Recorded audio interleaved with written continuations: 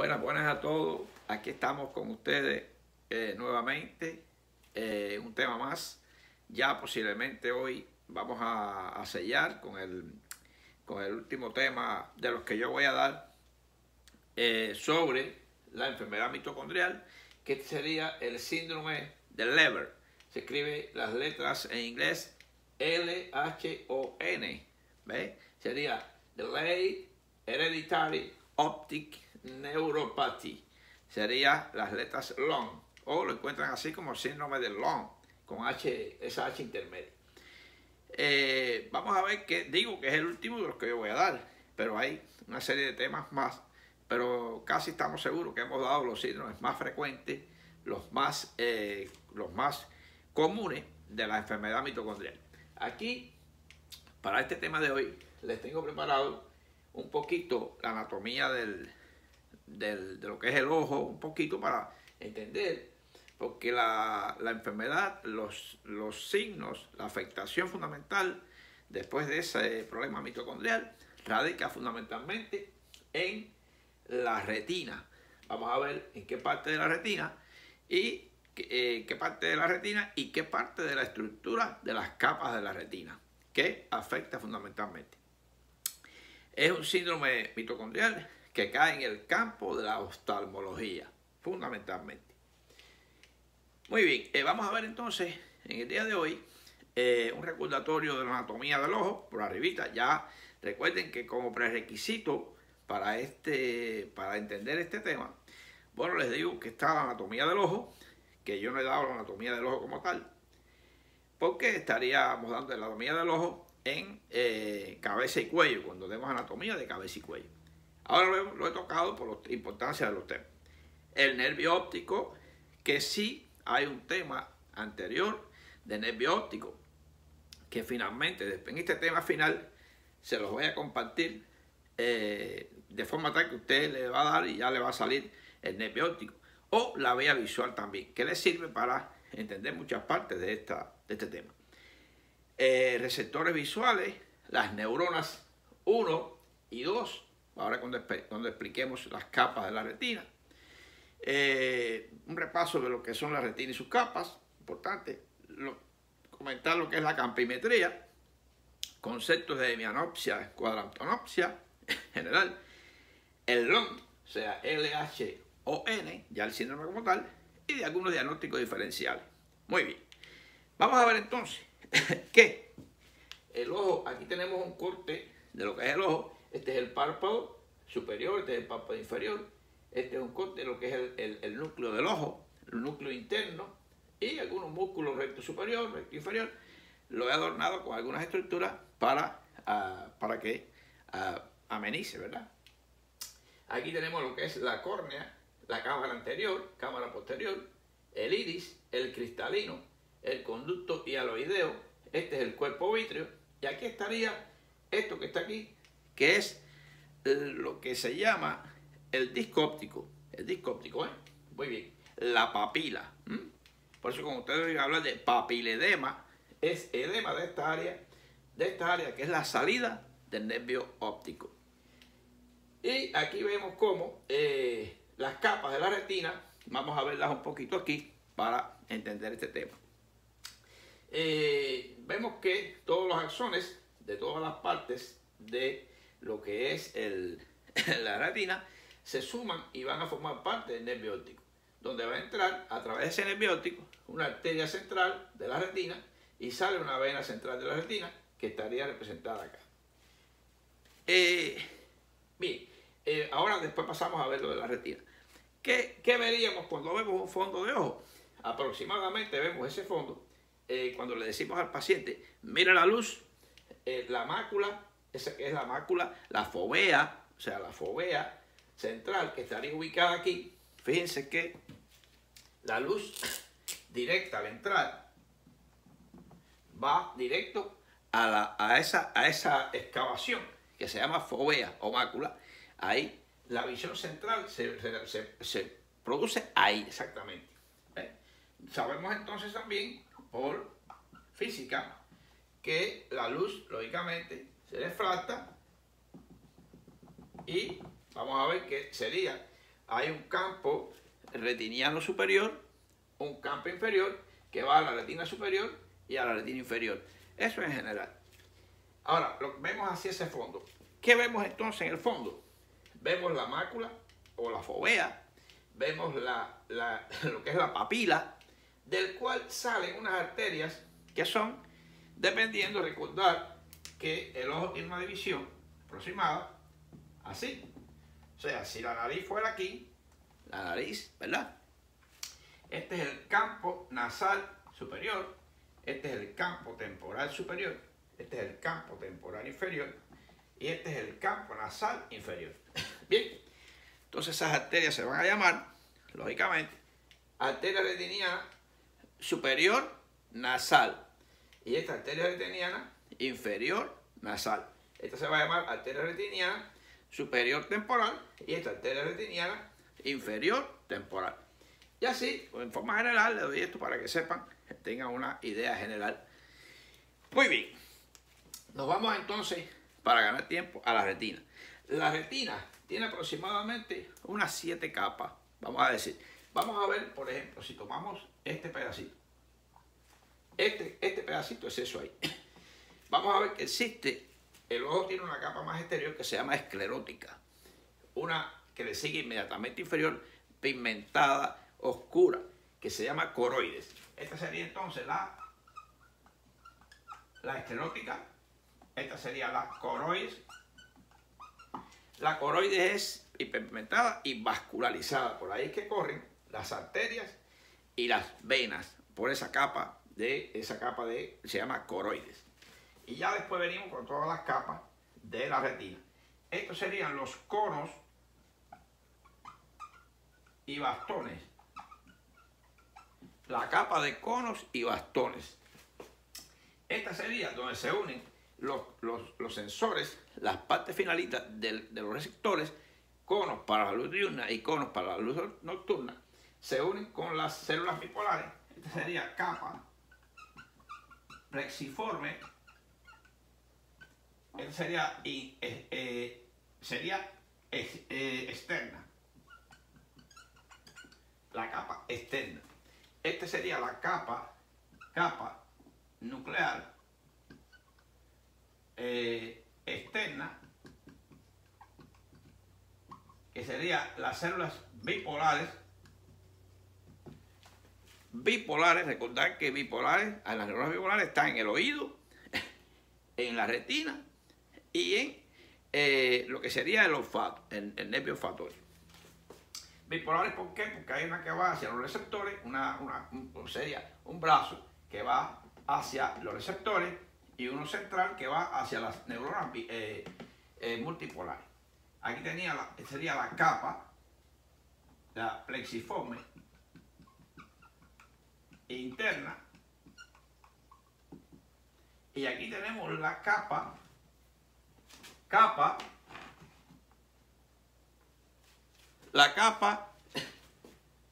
ganglionar.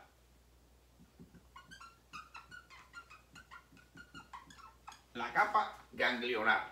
La tenemos ahí, la capa ganglionar. O neuronas multipolares, que son la segunda neurona. La bipolar es la primera neurona.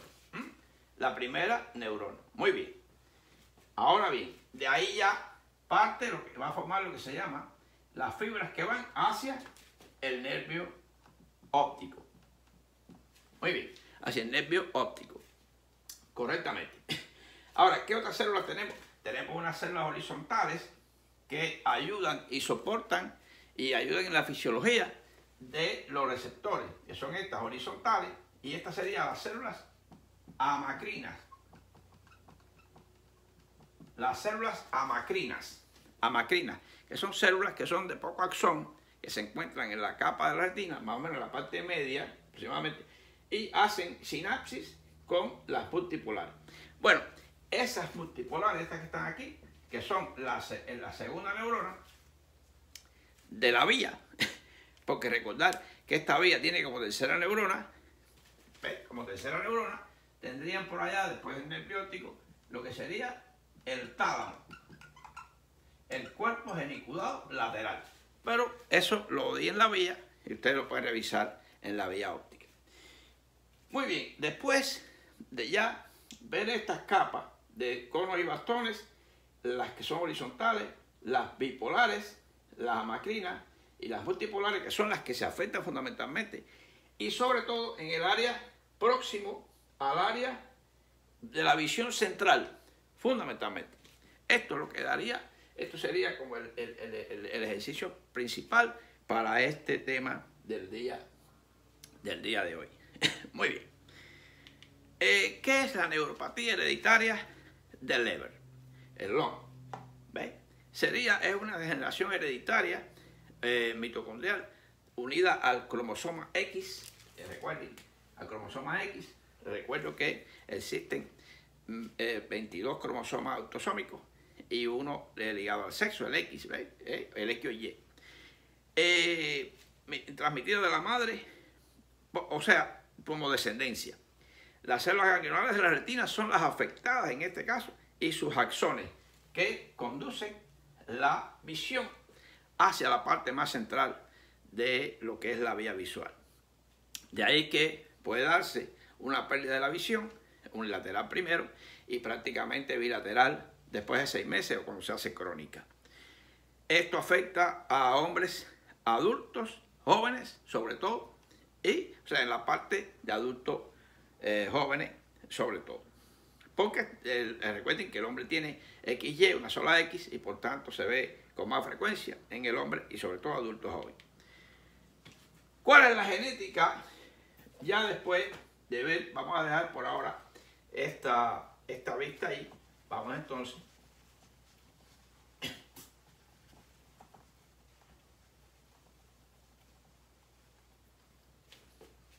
¿cuál sería la genética? Las más frecuentes. Hay una formación del ADN mitocondrial, ADN mitocondrial, sobre todo G11, o sea, guanina 1177-8A, adenina. Esa es fundamentalmente, ese gen participa en el 69%. En el 69% de los casos, prácticamente. ¿Ves? Prácticamente pueden no tener una percepción a la luz. Eso es importante porque pueden ver visión de bultos, contar dedos en general, pero pierden visión, inclusive pueden perder visión de colores. O sea, la afectación, siempre recuerden unilateral, pero les viene por ahí. Hay una que es severa. Esta es la más frecuente y es severa. Hay una que sería severa, que está en el cromosoma MT, o sea, prácticamente 3460G. 3460G. Guanina, siempre guanina, con predominio hacia la adenina. Muy importante. Y en el gen sería MT-ND1. Mitocondrial ND1, que sería un 30% de los casos, que pueden tener percepción a la luz, a pesar de ser severa. Muy importante. Hay otras más severas, por suerte, son menos frecuentes, que serían en la 15. Cuando le digo 15-25-7, es como el locus, donde está ubicado en el gen, es exactamente, que pueden ver movimiento de mano, etc. También está otra que sería la 14-44-84 citosina, que los pacientes pueden contar dedos, como bultos, como bultos. Esto es importante porque todas estas pruebas las hacen los oftalmólogos.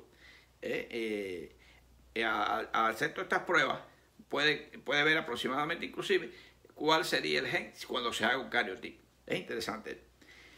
Y un 14%, de otra forma, que sería el gen 14, 4, 4, 8, 4. 14, 4, 4, 8, 4. Una variante. Otra variante. Las mutaciones se clasifican en primaria y secundaria. ¿Ve? La primera sería las primarias. Son encontradas casi en familias afectadas por la enfermedad. Y son el 11-17A, el 11 que habíamos hablado, 778A, y el 14-448C. Fundamentalmente. Menos frecuente sería todo esto, estas patologías que hemos hablado, mitocondriales, se basa mucho en el gen afectado. Todas pueden parecerse un poco, como les digo. Vamos a dar un tema muy cortico futuramente para especificar cuáles son los aspectos comunes en todos estos síndromes y cuáles se producen más, cuáles son los signos patognomónicos o propios de cada síndrome, pero en cuáles coinciden, cuál es el punto central de todos, o de intersección, que se llama, y cuáles son específicos para cada uno. Los menos frecuentes, la 4596A, adenina, y la 14498T, timina.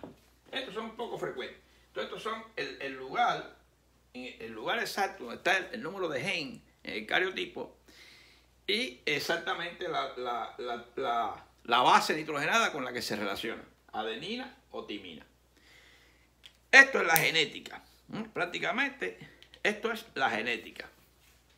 ¿Qué pasaría en el fondo de ojo?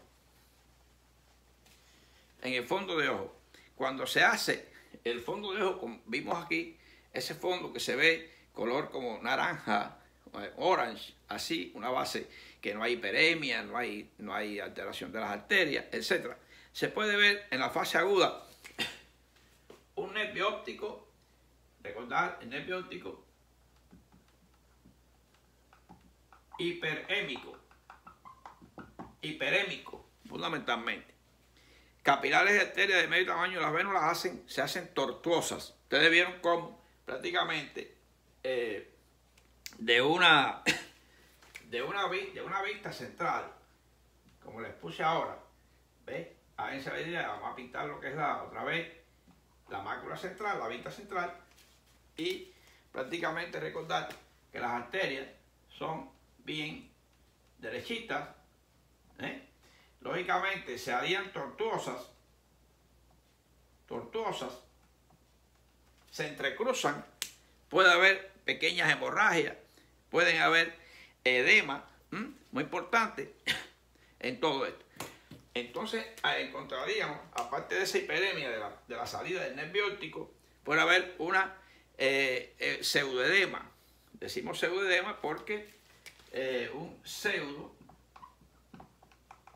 pseudoedema o edema de la papila, muy importante, unilateral. Recordad que cuando hay edema bilateral estamos hablando posiblemente de una hipertensión endocraniana. Fíjense que existe lo que se llama las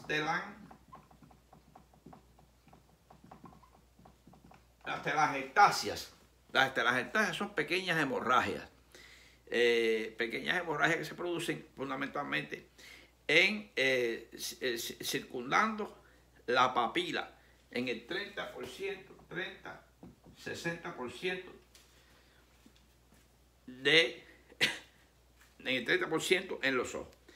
Ausencia de pérdida de la prueba de la fluoresceína en el disco óptico en la región peripapilar, el cual distingue la enfermedad del edema del nervio óptico. La prueba de la fluoresceína, o sea, la prueba de la fluoresceína sería positiva en este caso y negativa en el caso de un edema normal del nervio óptico, como puede producirse, por ejemplo, en el glaucoma o una hipertensión endocraniana.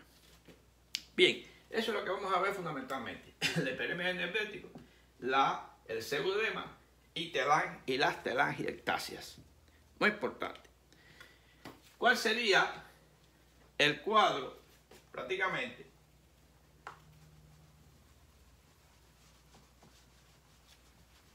¿Cuál sería el cuadro? ¿Qué veríamos entonces? tenemos un cuadro,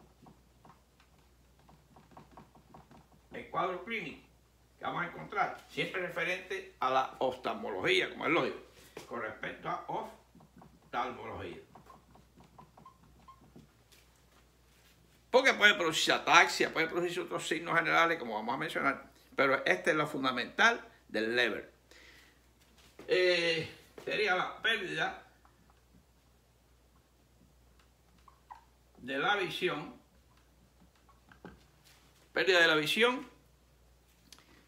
en la segunda y tercera etapa de la vida, o sea, prácticamente la etapa de los 27 años aproximadamente. Muy importante. Vamos a ver, pérdida de la agudeza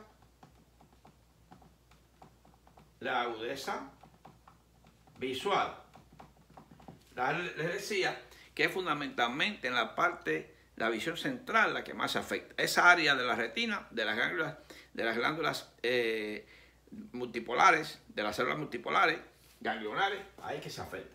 Prácticamente sería unilateral.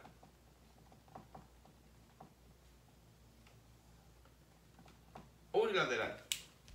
Importante. En la primera y segunda década de la vida.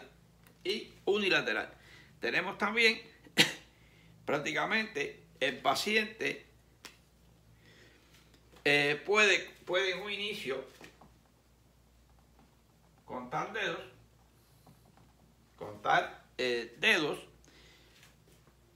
pero no percibe la luz.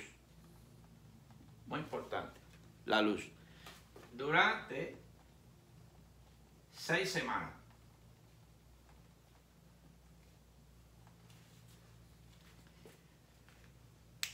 Tenemos entonces la desaturación. La desaturación de colores.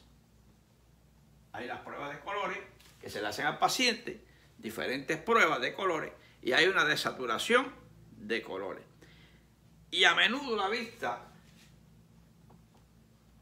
disminuye de 20 a 200. ¿Qué quiere decir esto? Ustedes han oído hablar de 20-20, que a 20 pies tiene una visión de 20 dioptrías. O sea, ve bien a esa distancia. Bueno, esto de que disminuye 20-20 es que una persona que logra ver a 200 pies algo, esa persona no lo ve ni a 20 pies.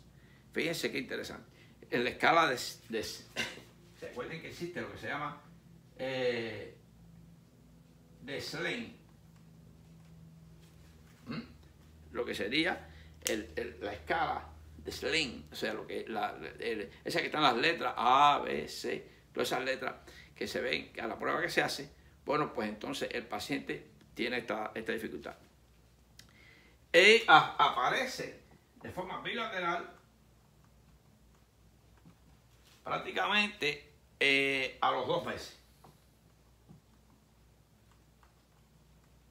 Algo que comenzó unilateral puede pasar y presentarse en el otro ojo, no importa si es derecho o izquierdo primero, y prácticamente la afectación monocular, o sea, monocular, es rara. ¿Qué quiere decir? O sea, que no se quede en un solo ojo, se presenta en los 2 ojos posteriormente. Recordar, la retinopatía diabética puede haberlo en un solo ojo o los 2, pero en realidad es diferente. Y el glaucoma igual, puede ser unilateral o puede ser bilateral. Y ya después de 6 meses se va a considerar crónica, donde el paciente ya después de 6 meses puede inclusive tener una ceguera total. Es importante esto. ¿Qué otros trastornos pueden haber asociados?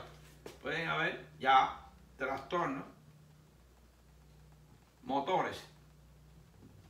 Recordar, porque como les digo, este Leber es más oftalmológico, pero también puede estar asociado, como en los demás trastornos motores, puede haber distonía la distonía, el tono muscular puede afectarse. Recordar que esa eferencia constante sobre los músculos necesita que en el músculo haya un ATP adecuado para que la contracción se realice.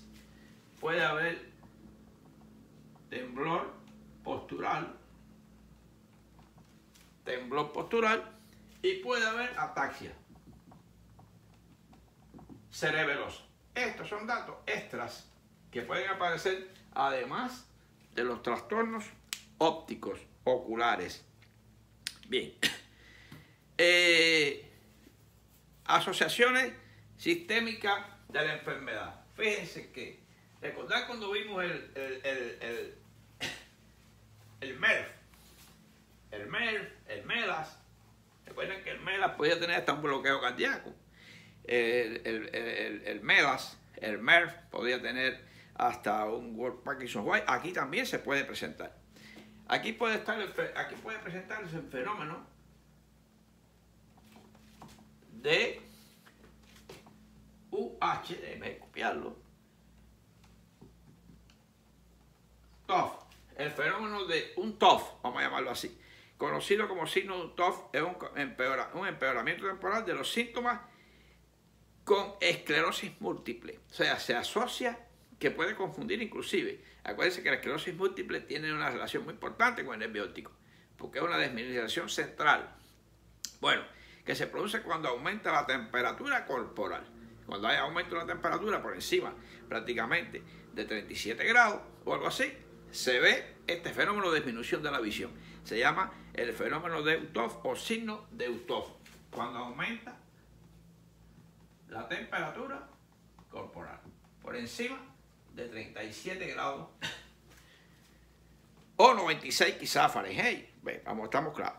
Ahora, se presenta aquí el famoso World Parkinson White, que es el síndrome de preexcitación cardíaca. Lo vimos en el MERS y lo hemos visto en algunos otros síndromes mitocondriales con afectación. El síndrome de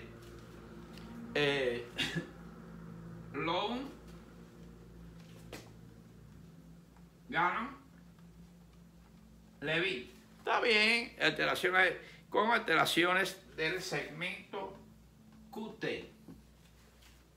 Recordar que si vamos aquí, recordar siempre, esta es la onda P, Q, R, S, T. Este segmento se aumenta. ¿Ves? Hay un trastorno en lo que es la despolarización ventricular y su repolarización. Hay un aumento de alteraciones de este segmento QT. Se puede ver asociado con esclerosis múltiple. Esclerosis múltiple, que ya la vimos muy bien, completa, un tema que dimos ya anterior de esclerosis múltiple. Y el síndrome de Harding.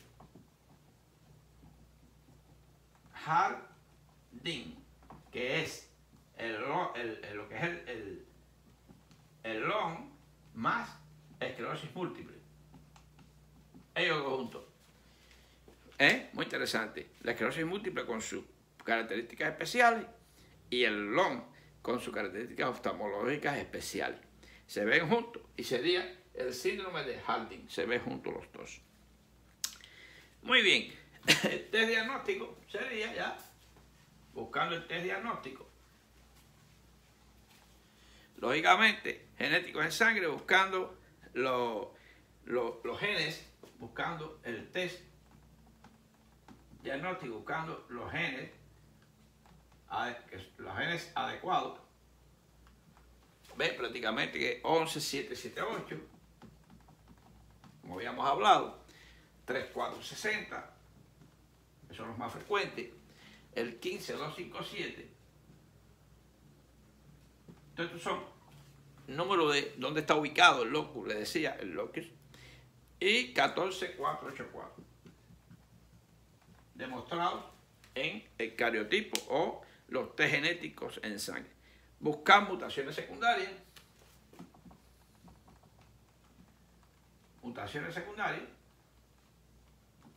Todo esto en el cariotipo. Y una resonancia nuclear magnética, muy importante, donde se va a ver casos con alargamiento raros por este pseudoedema del nervio óptico, sobre todo en la parte llegando al quiasma óptico, ¿veis? Prácticamente, y del nervio óptico llegando al quiasma. Puede encontrarse algunos casos de incremento de la señal T2, eso se ve en la resonancia nuclear magnética, el globo ocular y el nervio cuando pasa a través del hueso efenoides, del agujero óptico, en esa zona. Afectado, el nervio óptico generalmente se afecta en la parte media y posterior de la sección infraorbitaria, ¿veis? Prácticamente. Y se ha visto daño mitocondrial, lógicamente cerebral, en pacientes que presentan el LON. Además, esto se puede demostrar con la PET o la misma resonancia, positron emission tomographic. Prácticamente se ha visto asociado también. ¿Cuál sería el diagnóstico diferencial? El diagnóstico diferencial: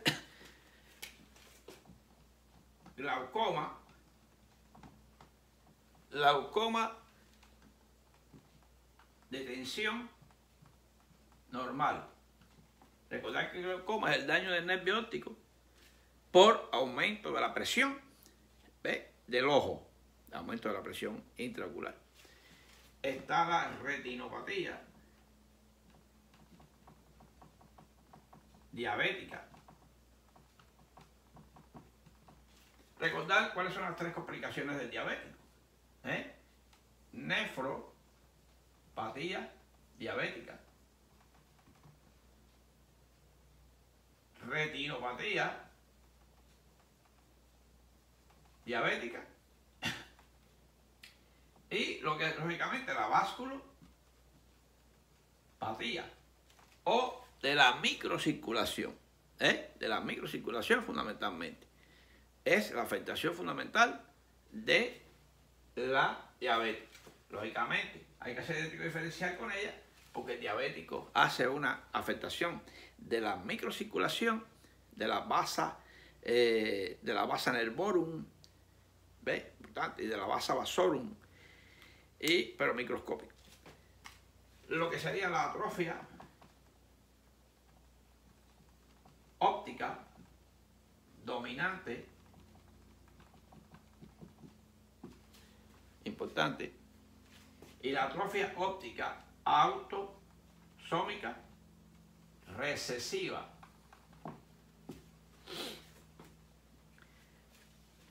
Y el síndrome de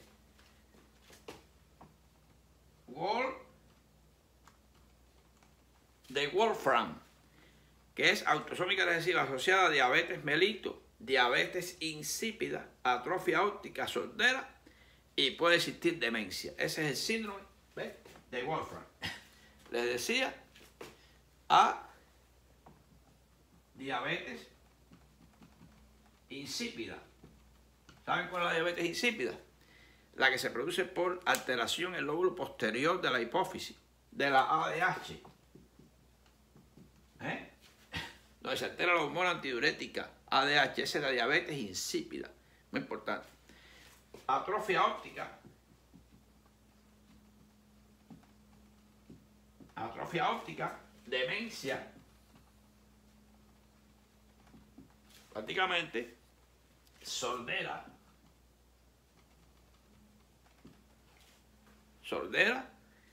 Esos son los datos fundamentales del síndrome de Wolfram, que se presenta como diagnóstico diferencial.